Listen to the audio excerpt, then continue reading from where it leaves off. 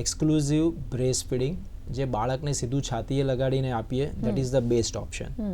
પણ તમે કહ્યું તે પ્રમાણે જો વર્કિંગ મધર હોય, હવે પોસિબિલિટી બે છે. વર્કિંગ મધર જો નજીકમાં જ એનું કાર્યક્ષેત્ર હોય કે જ્યાંથી એ રિસેસ દરમિયાન પણ ઘરે આવી શકતા હોય 2-3 કલાકના અંતરે, તો બેટર કે મધર એ ટાઈમ દરમિયાન ઘરે જાય, બેબીને ફીડ કરાવી અને પાછા એ જોબ પર જાય. પણ જો એ પણ શક્ય નથી તો ચોક્કસ તમે માતા પોતાના સ્તનમાંથી દૂધ કાઢી અને બાળકને પીવડાવી શકે. પણ તેમાં 2-3 વસ્તુનું ધ્યાન રાખવાનું હોય છે. એક તો જ્યારે પણ માતા સ્તનમાંથી ધાવણ કાઢે ત્યારે તેમના હાથ પ્રોપર સાબુથી ધોઈ અને પછી એ પ્રક્રિયા કરે.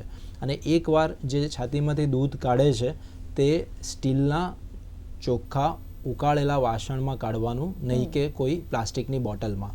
અને તે કાઢેલું દૂધ તમે રેફ્રિજરેશન પર નોર્મલ જે આપણે 2 થી 8 ડિગ્રી કહીએ છીએ, ફ્રીઝરમાં નહીં, રેફ્રિજરેશનમાં 4 કલાક સુધી તમે રાખી શકો.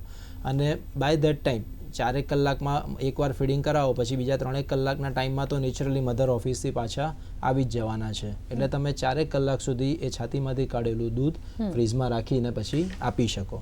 હા, બીજું ધ્યાન એ રાખવાનું કે જ્યારે પણ બાળકને દૂધ આપવા જાઓ ફ્રીઝમાંથી કાઢેલું, તો તેને નોર્મલ ટેમ્પરેચર પર આવવા દેવાનું. અને એ જ્યારે એટલે અડધો 1 કલાક જેટલું તમે બહાર રાખો તો આપણે નોર્મલ ટેમ્પરેચર પર આવી શકે. એ દૂધને ઉકાળવાનું નથી, એ નોર્મલ ટેમ્પરેચર પર એની જાતે ગરમ થાય પછી તમે ચમચી વાડકીથી એ બાળકને દૂધ આપી શકો. બોટલથી નહીં? બોટલ સ્ટ્રિક્ટલી નહીં.